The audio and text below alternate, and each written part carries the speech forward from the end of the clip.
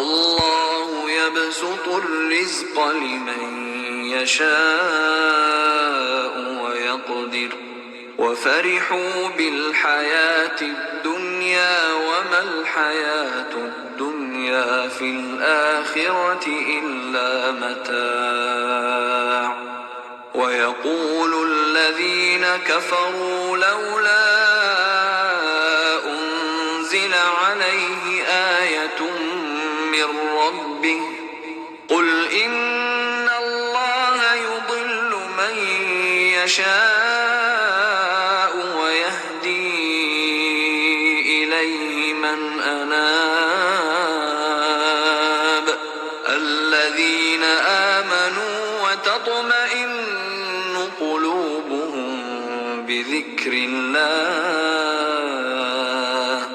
ألا بذكر الله تطمئن القلوب الذين آمنوا وعملوا الصالحات طوبى لهم وحسن مآب كذلك أرسلناك في أمة قد خلت من قبلها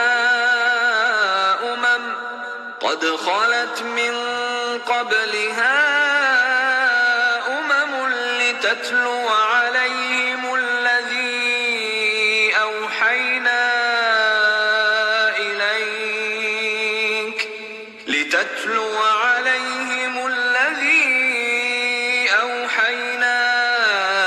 إليك وهم يكفرون بالرحمن قل هو ربي لا إله إلا هو عليه توكلت وإليه متاب ولو أن قرآنا سيرت به الجبال أو قطعت به الأرض أو كلم به الموتى بل لله الأمر جميعا أفلم ييأس الذين آمنوا أن لو يشاء الله لهدى الناس جميعا ولا يزال الذين كفروا تصيبهم بما صنعوا قارعة أو تحل قريبا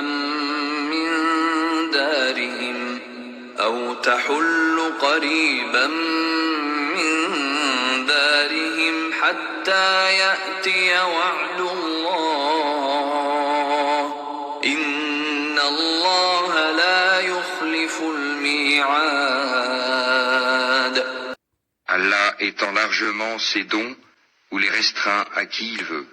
Ils se réjouissent de la vie sur terre, mais la vie d'ici-bas ne paraîtra que comme une jouissance éphémère en comparaison de l'au-delà. Ceux qui ont mécru disent « Pourquoi n'a-t-on pas descendu sur lui, Mohammed, un miracle venant de son Seigneur ?» Dis « En vérité, Allah égare qui il veut, il guide vers lui celui qui se repent. » Ceux qui ont cru et dont les cœurs se tranquillisent à l'évocation d'Allah. N'est-ce point par l'évocation d'Allah que se tranquillisent les cœurs ? Ceux qui croient et font de bonnes œuvres auront le plus grand bien et aussi le plus bon retour. Ainsi nous t'envoyons dans une communauté que d'autres communautés ont précédée, pour que tu leur récites ce que nous te révélons, le Coran, cependant qu'ils ne croient pas au tout miséricordieux. Dis, c'est lui mon Seigneur, pas d'autre divinité à part lui, en lui je place ma confiance, et à lui je me repens. S'il y avait un Coran à mettre les montagnes en marche, à fendre la terre ou à faire parler les morts, ce serait celui-ci. C'est plutôt à Allah le commandement tout entier. Les croyants ne savent-ils pas que si Allah voulait, il aurait dirigé tous les hommes vers le droit chemin. Cependant, ceux qui ne croient pas ne manqueront pas, pour prix de ce qu'ils font, d'être frappés par un cataclysme, ou qu'un cataclysme s'abattra près de leur demeure, jusqu'à ce que vienne la promesse d'Allah. Car Allah ne manque pas à sa promesse. Assalamu alaikum wa rahmatullahi wa barakatuh. Que la paix soit sur vous ainsi que la miséricorde et la bénédiction. 19e épisode de notre série sur la méditation autour du Coran. Aujourd'hui, nous nous arrêtons à la sourate Ar-Ra'd, le tonnerre, qui est classé 13e. Dans ce passage qu'on vient d'entendre, Allah subhanahu wa ta'ala, à la ayah 26, nous dit Allah étend largement ses dons ou les restreint à qui il veut. Effectivement, on passe tous par là. Il y a des moments où on est large, il y a des moments où on est restreint. Et dans cette largesse ou dans le fait d'être restreint, il y a une épreuve dedans. Il y a un test de voir comment on va réagir quand on sera large et quand on sera restreint. Dans les deux cas, il y a des épreuves, dans tous les cas. Dans la pauvreté, il y a une épreuve, et dans la richesse, il y a une épreuve. Mais dans tous les cas, le croyant chemine vers Allah subhanahu wa ta'ala, continue toujours son cheminement spirituel, peu importe les événements de sa vie, et il essaye de tirer des leçons et des sagesses de ces moments de largesse ou bien de ces moments où il est restreint. Ils se réjouissent de la vie sur terre, mais la vie d'ici-bas ne paraîtra que comme une jouissance éphémère en comparaison de l'au-delà. Donc effectivement, beaucoup se réjouissent de cette vie sur terre, et Allah subhanahu wa ta'ala nous dit que comparé à l'au-delà, la jouissance de ce bas monde n'est qu'éphémère. Et ça, seuls les gens qui sont éveillés spirituellement, qui cheminent vers Allah, le perçoivent.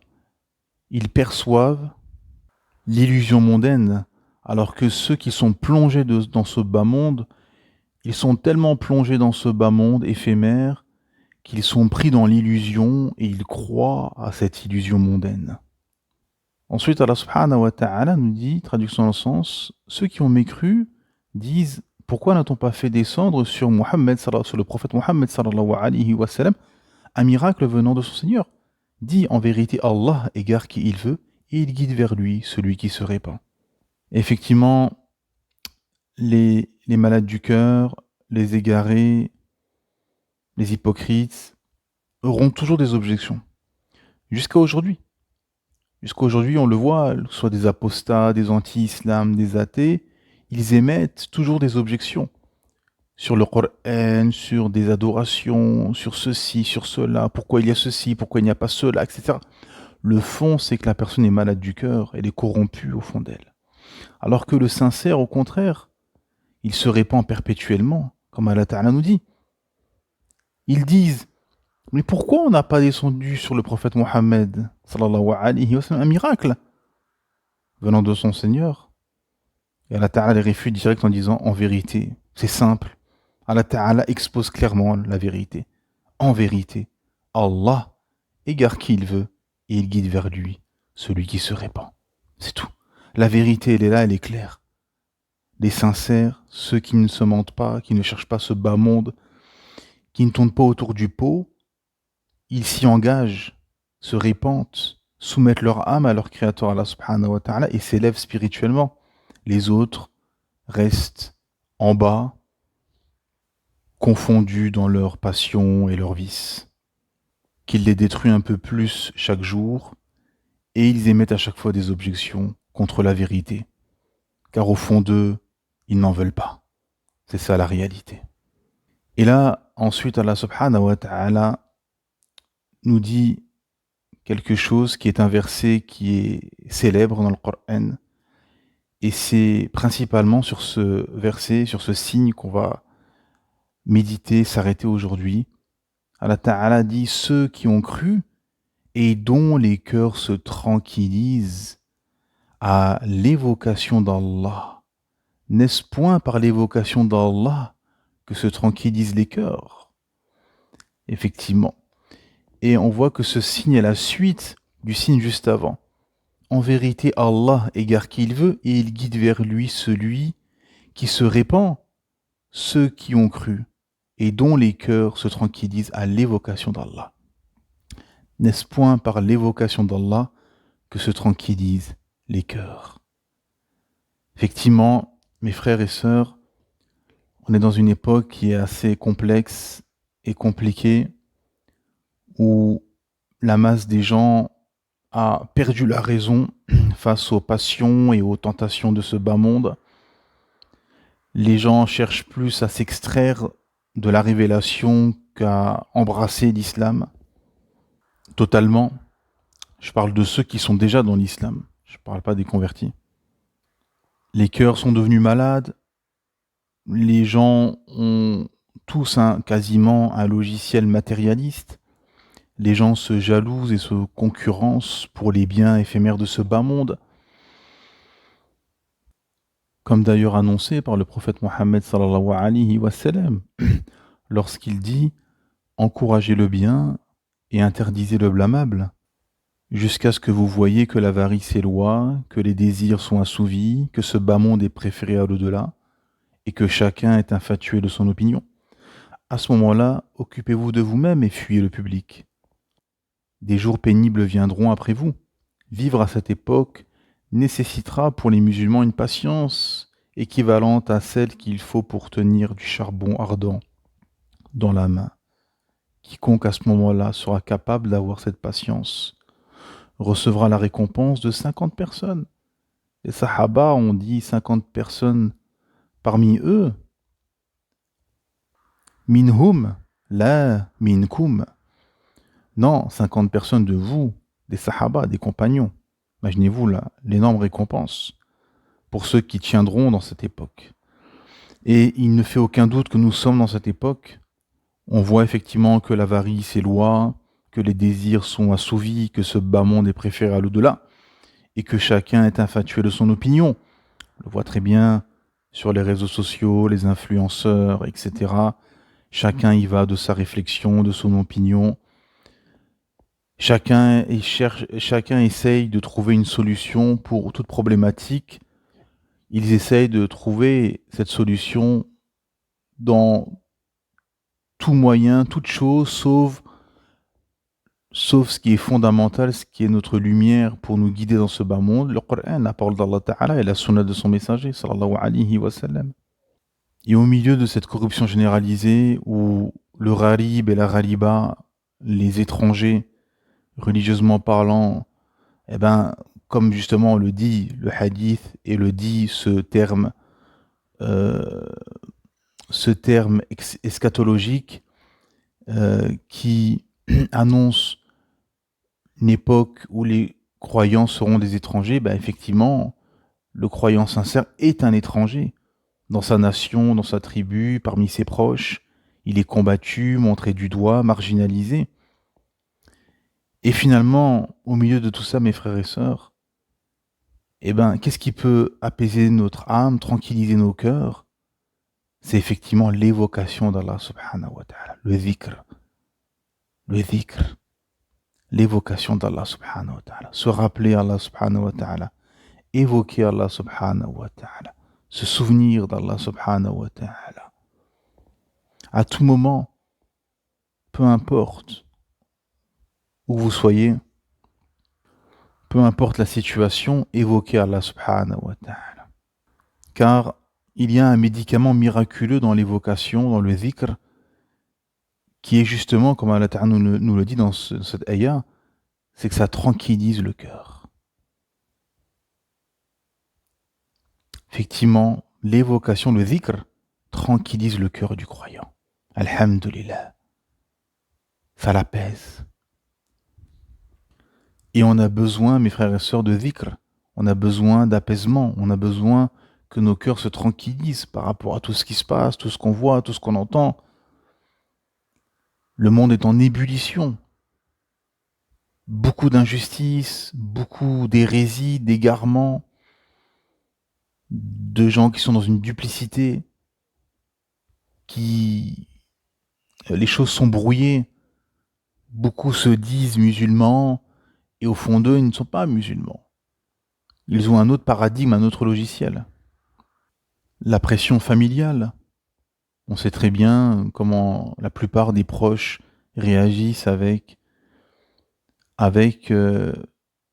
les ghuraba, avec les croyants sincères qui cheminent, qui se désavouent de ce bas monde, qui divorcent avec ce bas monde, qui sont dans une ascension spirituelle, on sait très bien comment la plupart de leurs proches qui sont complètement plongés dans la dunya et les passions réagissent avec eux.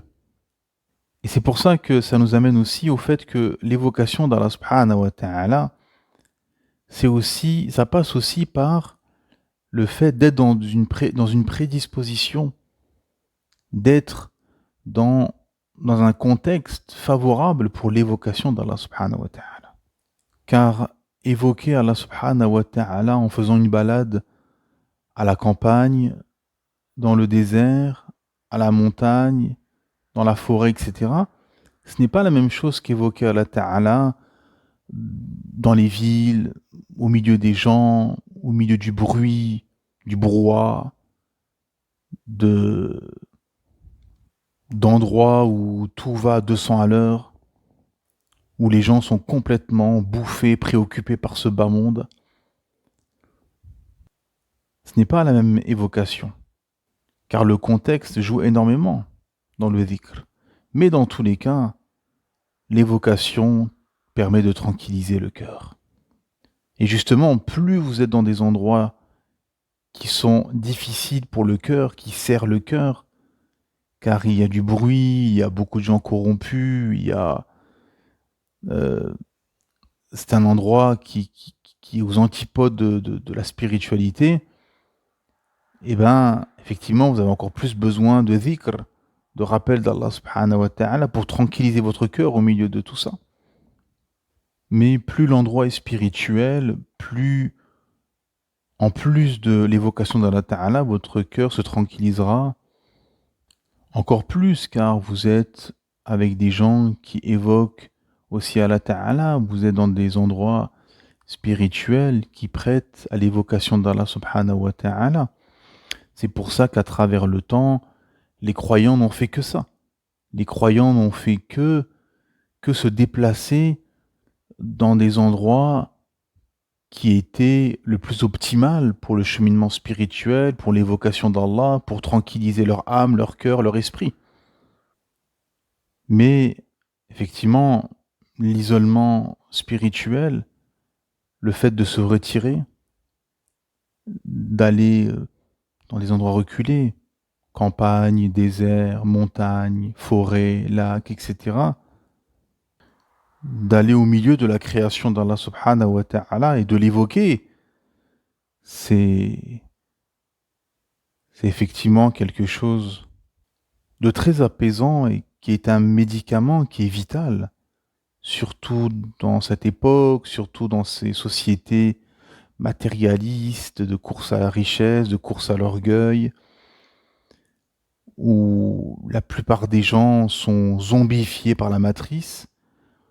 Effectivement, c'est un besoin vital pour le cœur et c'est un médicament qui sera énormément efficace, qu'est l'évocation d'Allah subhanahu wa ta'ala et le fait de se retirer dans des endroits au milieu de la création d'Allah subhanahu wa ta'ala, en l'évoquant. C'est une expérience spirituelle qui est profonde et qui apaise énormément, qui aide dans le cheminement, qui aide à affronter les épreuves, les difficultés, le monde qui pense et qui va à l'opposé de nos idéaux, de nos aspirations spirituelles. On voit que la plupart des gens, que la plupart du monde va à l'inverse, fonce dans le matérialisme,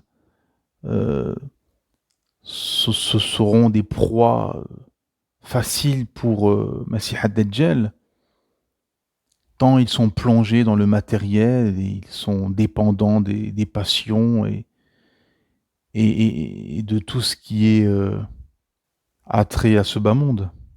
Et donc par rapport à tout ceci, effectivement, le croyant a besoin de se retirer, a besoin d'évoquer énormément Allah subhanahu wa ta'ala pour que son cœur se tranquillise et d'aller à la rencontre de la création d'Allah subhanahu wa ta'ala pour méditer sur cette dernière. comme a fait le prophète Mohammed sallallahu alayhi wa sallam. Avant de recevoir la révélation, pendant plusieurs mois, il se retirait de la société mécoise du XVIe siècle, qui avait atteint un niveau de corruption, de vice, de perversion. Et donc il se retirait et il allait dans la grotte de Hira pour pouvoir méditer, prendre du recul, prendre de la hauteur et apaiser son cœur et son âme. Ensuite, Allah Ta'ala nous dit, traduction dans le sens, ceux qui croient et font de bonnes œuvres auront le plus grand bien et aussi le plus bon retour. Donc effectivement, il faut croire et faire le bien, peu importe ce que disent les gens, peu importe ce qui se passe, l'issue favorable sera pour ceux qui croient et qui font de bonnes œuvres. Ainsi, nous, Allah, t'envoyons dans une communauté que d'autres communautés ont précédé pour que tu leur récites ce que nous, Allah, te révélons, le Coran. Cependant qu'ils ne croient pas au tout miséricordieux. Dis, c'est lui mon Seigneur, pas de divinité à part lui. En lui je place ma confiance et à lui je me répands. Donc effectivement, Allah subhanahu wa ta'ala dans son Coran nous a donné tous les outils tous les outils que l'humain a besoin pour pouvoir cheminer et pour pouvoir tirer son épingle du jeu au milieu de tous ces ténèbres, de tous ces gens corrompus, de tout ce matériel, de toute cette foule qui cherche ce bas monde. Eh bien, effectivement, Allah subhanahu wa ta'ala nous donne à chaque fois des solutions tout au long de son Coran. Et là, il nous dit qu'effectivement, que le croyant doit placer sa confiance en Allah subhanahu wa ta'ala et de se repentir à lui. C'est lui mon Seigneur, pas d'autre divinité à part lui. Donc le tawhid, unifier Allah ta'ala seul, comme seule divinité, en lui je place ma confiance et en lui je me répands. Et ensuite Allah subhanahu wa ta'ala nous dit, s'il y avait un Coran à mettre les montagnes en marche, à fendre la terre et à faire parler les morts, ce serait celui-ci. C'est plutôt à Allah le commandement tout entier. Les croyants ne savent-ils pas que si Allah voulait, il aurait dirigé tous les hommes vers le droit chemin. Cependant, ceux qui ne croient pas ne manqueront pas, pour prix de ce qu'ils font, d'être frappés par un cataclysme, ou qu'un cataclysme s'abattra près de leur demeure jusqu'à ce que vienne la promesse d'Allah, car Allah ne manque pas à sa promesse. Effectivement, Allah subhanahu wa ta'ala ne manque pas à sa promesse. Et après, justement, nous avoir dit que par le dhikr, par le rappel, les cœurs se tranquillisent, eh bien, il nous dit ensuite que s'il y avait un Coran à mettre les montagnes en marche, à fendre la terre et à faire parler les morts, ça serait celui-ci. Et donc, effectivement, parce que beaucoup de dhikr, beaucoup d'évocations sont dans le Coran, sont tirées de ayats. Et donc, comme ce Coran, comme Allah Ta'ala dit, s'il y avait un Coran à mettre les montagnes en marche, à fendre la terre et à faire parler les morts, bah effectivement, si ce Coran est capable de ça, et il est capable de ça, bien évidemment, comme Allah Ta'ala nous le dit, de mettre les montagnes en marche, de fendre la terre et faire parler les morts, bien évidemment. C'est facile pour Allah Ta'ala, car c'est la parole d'Allah Subhanahu wa Ta'ala, donc tous les cieux, la terre, la faune, la flore, tout ce qui est inerte et vivant, se soumettent à Allah Ta'ala et se soumettent à la parole d'Allah Subhanahu wa Ta'ala. Et donc, comme ce Coran met les montagnes en marche, à fendre la terre et à faire parler les morts, eh bien, effectivement, ce Coran peut tranquilliser ton cœur facilement. Effectivement. Si ce Coran peut mettre les montagnes en marche, faire fendre la terre et faire parler les morts, eh bien, il peut tranquilliser ton cœur. N'en doute pas un seul instant. Tu peux être pris d'angoisse, de difficultés, de stress, de tout ce qui peut toucher à l'intérieur, tout ce qui peut blesser l'humain. Et ben, pour tranquilliser ce qui peut nous ronger, ce qui peut ronger l'humain de l'intérieur, il n'y a que le dhikr, que l'évocation d'Allah subhanahu wa ta'ala, le rappel d'Allah ta'ala. C'est pour ça que Rasulullah sallallahu alayhi wa sallam nous a laissé pléthore invocations. Les invocations du matin, les invocations du soir, les invocations pour les toilettes, les invocations pour la maison, les invocations pour la mosquée, les invocations pour le voyage, les invocations quand on a des rapports charnels, les invocations pour le mariage, les invocations quand on achète une monture. Il y a, alhamdulillah, des invocations partout, à tout moment de notre vie, de notre journée, quand on achète des vêtements neufs, quand on met des vêtements, quand on retire nos vêtements, etc. Quand on dort, même quand on dort, quand on change de côté, il y a une invocation, etc. Donc toutes ces invocations, ces évocations d'Allah subhanahu wa ta'ala sont là pour nous apaiser, pour nous tranquilliser, pour nous rapprocher d'Allah subhanahu wa ta'ala. Et ça nous permet de guérir nos blessures internes. Et c'est pour ça que le dhikr, c'est un médicament miraculeux qui agit de façon discrète. On évoque Allah subhanahu wa ta'ala, on se rappelle de notre créateur Allah ta'ala, on lui voue un culte exclusif, et ça nous apaise, ça nous tranquillise, la sakina descend sur notre cœur, la sérénité, et on prend du recul, même si l'épreuve est encore là, même si la blessure est encore là, même si ceci ou cela, mais vous, quand vous vous élevez spirituellement et que votre cœur se tranquillise, vous voyez plus cette blessure comme un trou béant, mais vous la voyez comme une petite égratignure. Vous voyez plus cette épreuve comme une montagne insurmontable. Vous la voyez comme un petit caillou au sol. Vous voyez ? Ça veut dire qu'en fait, on minimise finalement des problèmes ou des blessures qu'on croyait énormes. Et en fait, finalement, on se dit, mais il y a quelques jours, je la voyais énorme, cette épreuve, cette blessure intérieure. Et là, je la vois comme quelque chose d'insignifiant. Oui, car en évoquant Allah subhanahu wa ta'ala, vous avez permis à votre cœur de se tranquilliser. Et vous ne prenez plus cette épreuve, ce souci, cette angoisse, cette blessure intérieure comme quelque chose d'intense, mais vous la voyez comme quelque chose d'éphémère. En vérité, Allah égare qui il veut et il guide vers lui celui qui se répand, ceux qui ont cru et dont les cœurs se tranquillisent à l'évocation d'Allah. N'est-ce point par l'évocation d'Allah que se tranquillisent les cœurs? Effectivement, et ceci c'est quelque chose qui est fondamental dans le cheminement spirituel et dans la vie du croyant, c'est l'évocation d'Allah Ta'ala.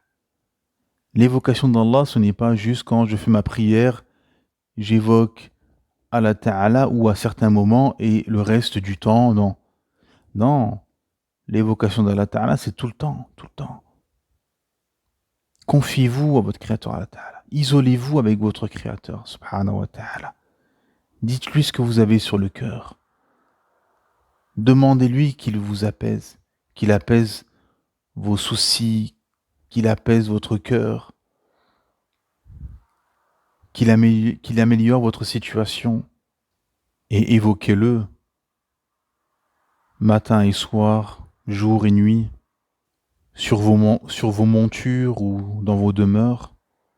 Dans tous les cas, Allah subhanahu wa ta'ala entend vos invocations et vos évocations.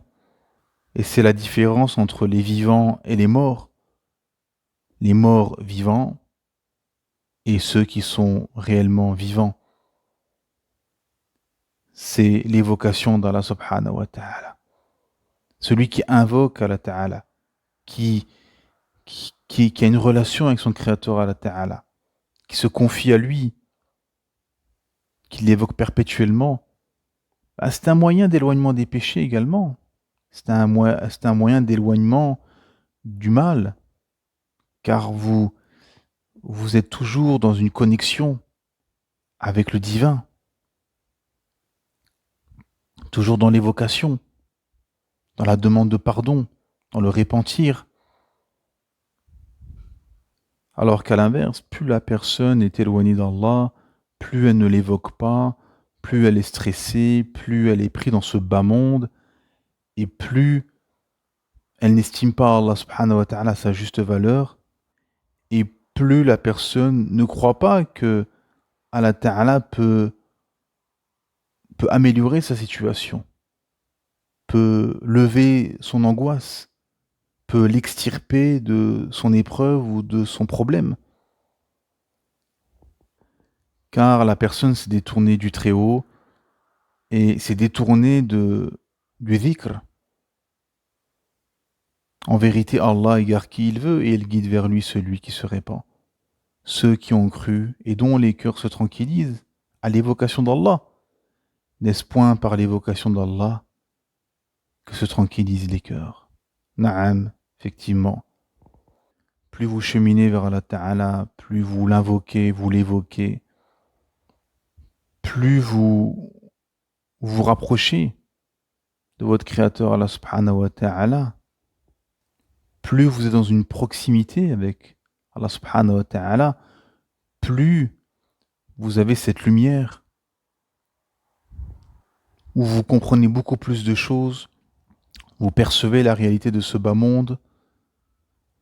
Allah Ta'ala vous permet d'éviter les mauvaises choses, les mauvais endroits, les mauvaises personnes.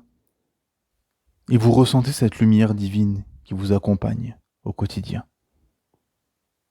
Et vous êtes tranquillisé par l'évocation d'Allah Ta'ala, car en réalité c'est l'ultime remède pour l'apaisement. Tous ces gens qui vont voir des psychiatres, des psychologues, qui prennent des antidépresseurs, etc. En réalité, tout ceci ne vaut rien par rapport à l'évocation du Créateur de ton cœur, du Créateur de ton âme, qui peut t'apaiser à tout moment, qui peut tranquilliser ton cœur. Car là est le médicament. Les cœurs se tranquillisent à l'évocation d'Allah. Car qui a créé vos cœurs? C'est Allah subhanahu wa ta'ala qui a créé nos cœurs. Et donc, qui tourne les cœurs? Qui peut apaiser ce cœur? C'est le créateur de ce cœur, Allah subhanahu wa ta'ala. Vous voyez le secret du fait de tranquilliser son cœur via l'évocation d'Allah. Là est le secret. C'est que tout simplement, c'est lui qui l'a créé ce cœur. Et donc il peut l'apaiser. Subhanallah azim. Ce n'est pas en allant voir un psychiatre qui ne sait même pas pourquoi il a été créé, ou de prendre des médicaments, ou de prendre ceci ou cela. Non, tu n'échapperas pas à ton angoisse en t'éloignant de ton Créateur Allah Ta'ala et en utilisant des produits mondains ou des personnes qui sont loin du Très-Haut. Si vous avez des personnes dans votre entourage qui sont touchées par des problèmes liés à l'âme, au cœur, qui cherchent la solution chez des psychiatres, dans des médicaments, que sais-je, dites-leur, évoque ton Seigneur. Retourne vers lui, répands-toi vers Allah Ta'ala. Évoque-le, invoque-le, prie-le. Soumets ton âme à ton Créateur Allah Ta'ala. Crée une relation avec ton Créateur Allah Subhanahu wa Ta'ala. Et tu verras que ton cœur sera apaisé, que tu n'auras plus besoin de tout ça. Voilà la solution. Les gens cherchent des solutions à leur angoisse partout, à gauche, à droite, via les outils que la modernité leur a proposés, mais Allah Ta'ala a éternisé la solution et le médicament dans le Coran il y a plus de 14 siècles, en nous disant que si on se répand, qu'on croit et qu'on l'évoque, nos cœurs seront tranquillisés. Effectivement. En vérité, Allah égare qui il veut et il guide vers lui celui qui se répand, ceux qui ont cru et dont les cœurs se tranquillisent à l'évocation d'Allah. N'est-ce pas, n'est-ce point par l'évocation d'Allah que les cœurs se tranquillisent? Au prochain épisode.